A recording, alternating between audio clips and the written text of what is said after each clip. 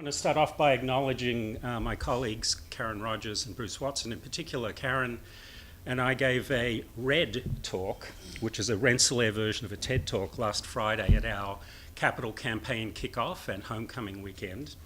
And I decided to present a variant on that talk so that you can get an idea of what we're doing at Rensselaer. And before we do that, I'm going to keep you in your seat by asking you to buckle your seatbelts. I know you don't have any real seatbelts, but the reason I'm asking you to do this is I'm going to take you through 27 orders of magnitude in scale and 4.5 billion years in 18 minutes. So just so get ready. So here's the Milky Way. It's a spiral galaxy. Our Earth, or at least maybe an early version of our Earth, is located in the corner of one of those spiral arms. This image we're going to come back to in a minute.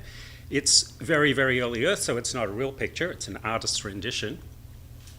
In those early systems, especially in the oceans on early Earth, there were hydrothermal systems which had abundance, we discovered had abundance of life.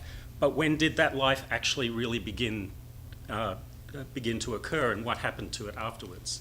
And then down at the very microscopic scale, this is a community of microorganisms coexisting together, and this is at the scale of 10 to the minus 6. So in here we have 27 orders of magnitude. And the way in which we listen to the Earth and the way in which we understand what it's trying to tell us is to move across each of these scales. And we do that in laboratory settings, experimental settings, as well as computational settings. As a result of looking across the entire age of the planet, 4.55 billion years, from the very early Earth to the current day where we can go and study microbial systems using gene sequencing and all of the omics techniques that are available to us, the volume of data has substantially increased. But our challenge is to not just work with today's data, today's Earth, but to find out things about the planet that occurred long, long ago. So here's the early Earth, artist's rendition. What did it really look like? Well, you know, if you can't go back and visit it, you have to resort to other means. And one of the very earliest means of asking the planet what it was doing was go into a laboratory and sort of guess at what the composition of the early Earth, say, atmosphere or marine systems was composed of. This is a very famous picture. It's probably in your biology textbook still.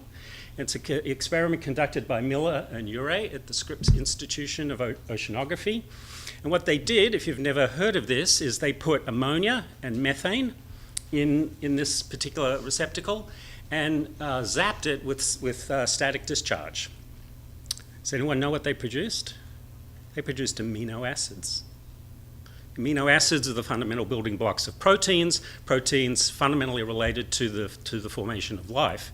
And so for 60 years, almost, after that experiment, which was in the 50s, we thought that the early Earth atmosphere was about the same pressure as it is today, about the same density, but was comprised of primarily methane and ammonia. Well, that's wrong. That's completely wrong. So far wrong.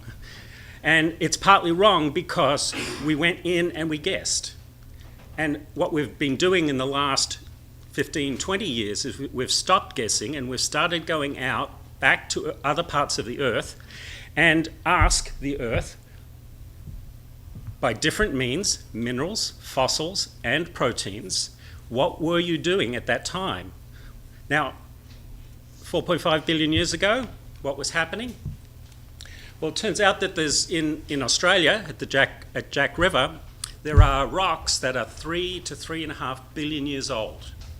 And we go and collect them. And in those 3.5 billion year old rocks, there are these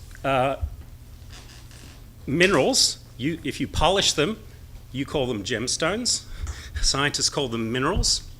Those are 4.4 billion years old. And they still exist. And we've had to find them. And my colleague Bruce Watson here has been painstakingly examining these zircons using known relationships between the element titanium, which is part of the zircon, and the temperature at the time. And through various analytic techniques, we found out that there was water on the Earth from the very earliest days, back 4.4 billion years ago. The oceans were about 70 degrees C, and the atmosphere was actually comprised of carbon dioxide and molecular nitrogen, not methane, not ammonia, and we even think there was probably some reasonable amount of water there.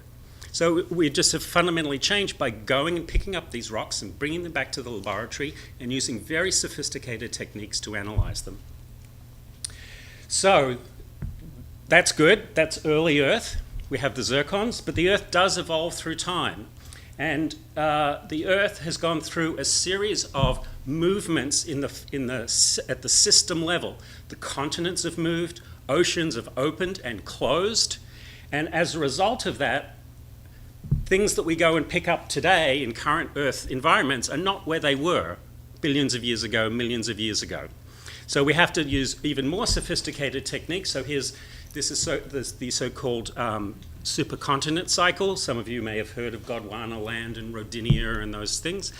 So we're now going back across each of those supercontinent cycles and looking at things like, when did the oxygen really come into the atmosphere at the levels it is today? And it turns out there's been 2 oxidation events, we think.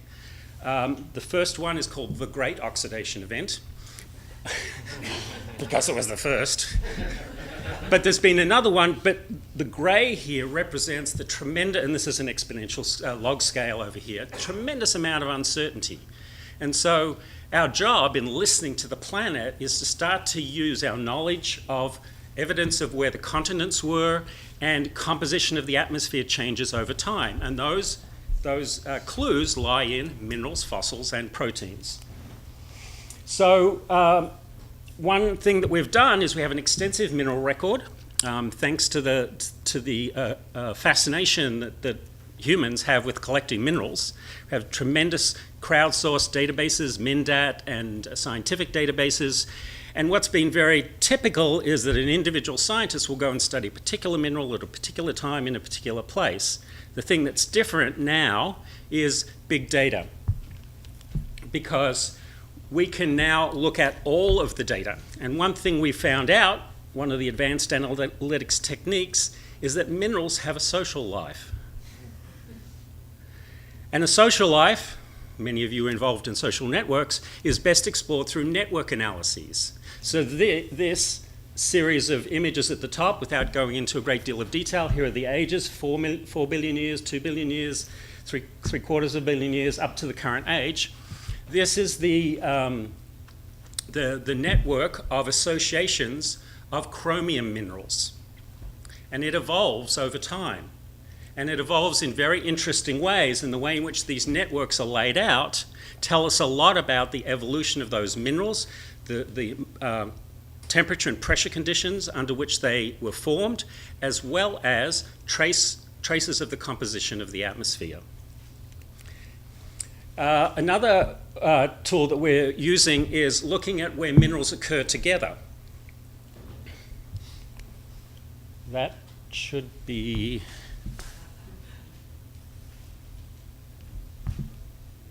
pretty boring right now.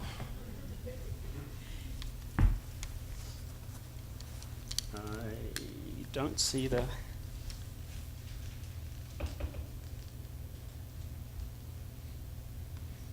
There we go.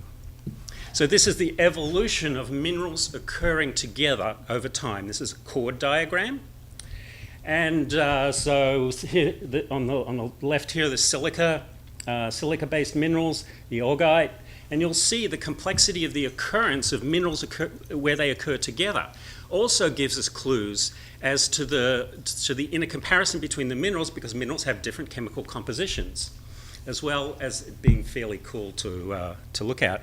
We're, in addition,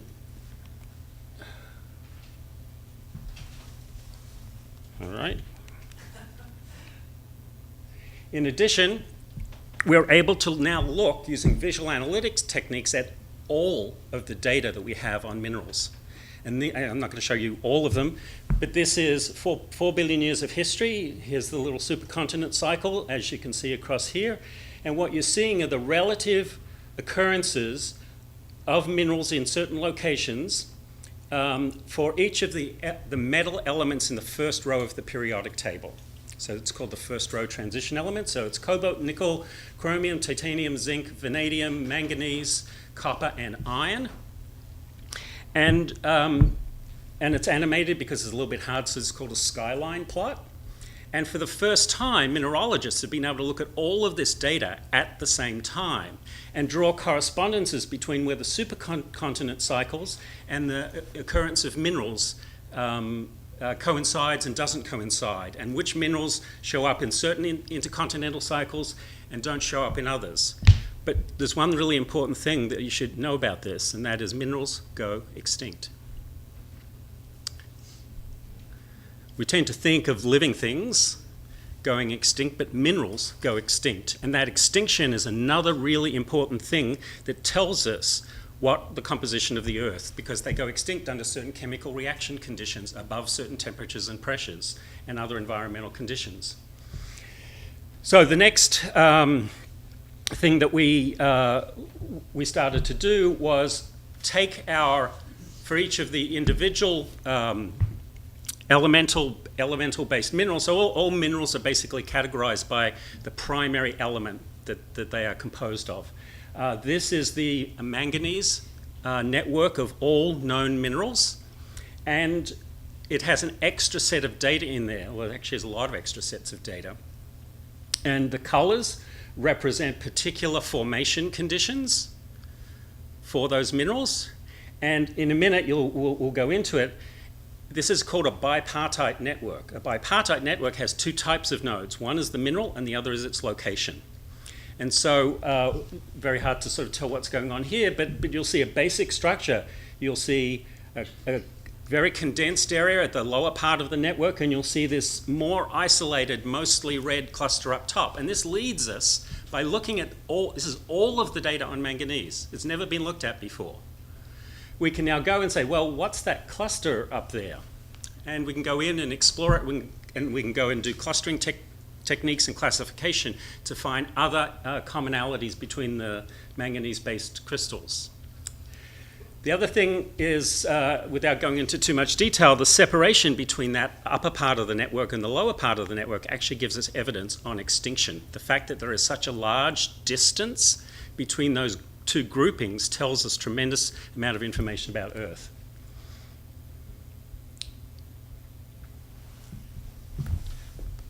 These were set to autoplay.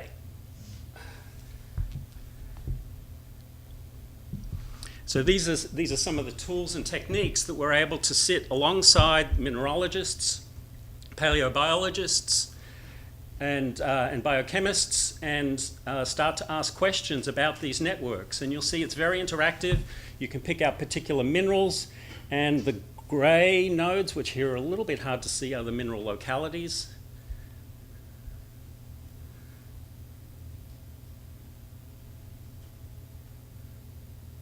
And as soon as you let your mineralogist friends take control of the mouse, they're zooming around, zooming in, zooming out. It's very disorienting. Now, because we don't have a virtual reality projector here, this is also available in virtual reality form, so you can actually look at it on your VR-enabled phone. And that is ridiculously cool.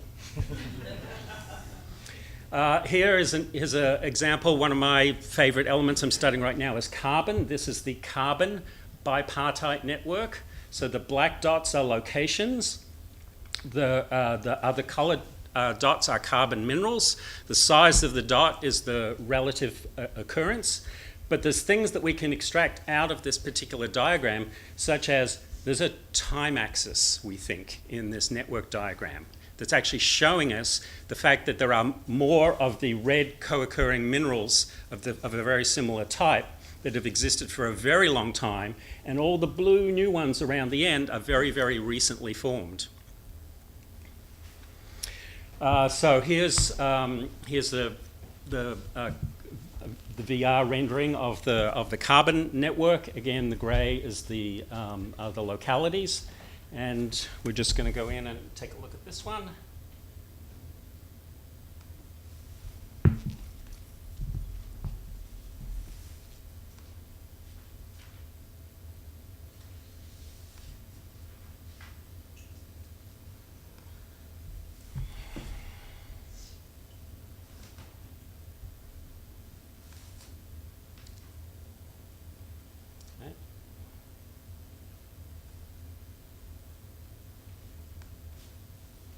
It's not playing.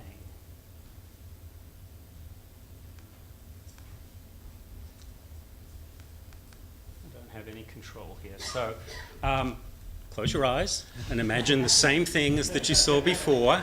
We go in and we examine a clustering of locations, and you'll notice that the significantly larger number of colors, it's because the nodes are colored using a different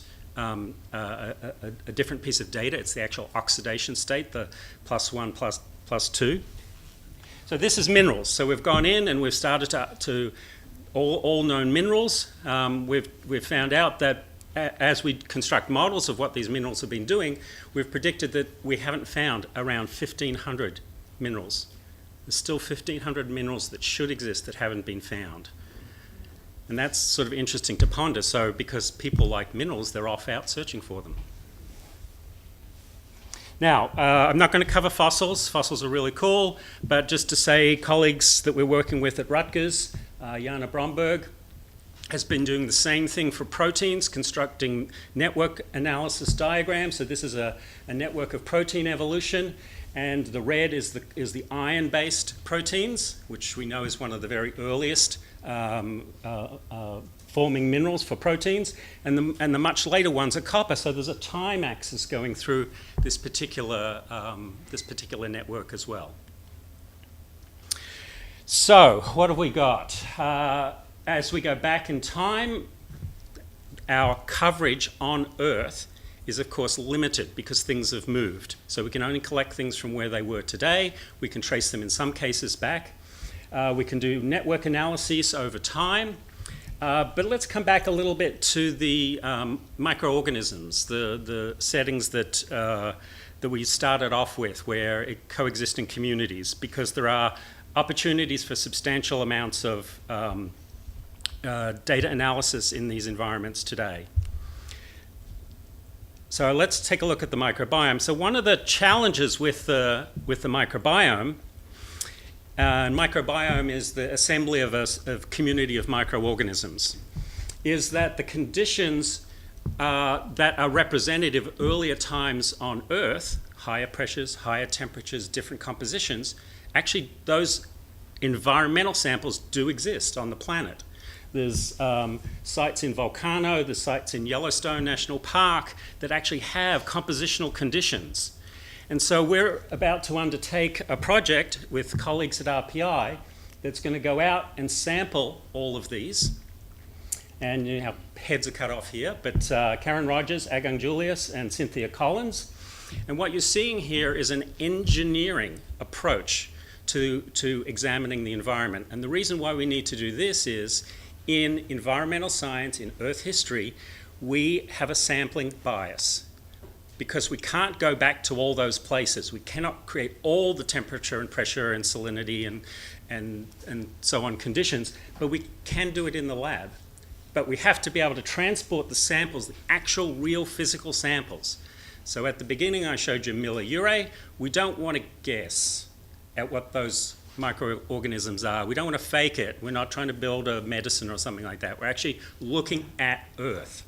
So we go out, we collect them, and we bring them back to the lab, and then at scale, we analyze their geochemistry, their chemistry, we do gene sequencing, and we expect to find out a tremendous amount about what our planet has been telling us. So we started with this very, very sort of coarse view, the one where we don't really know what the planet looks like. Over time, our knowledge of what the planet has been doing has become clearer. We've gone down to smaller scales. We've gone into conditions that are of order of the original conditions on Earth, and now we're going down to the microbial level. And so we have fundamentally changed just in the last 10 years the ways in which we're listening to the planet, but yet we still have many more questions. Thank you very much.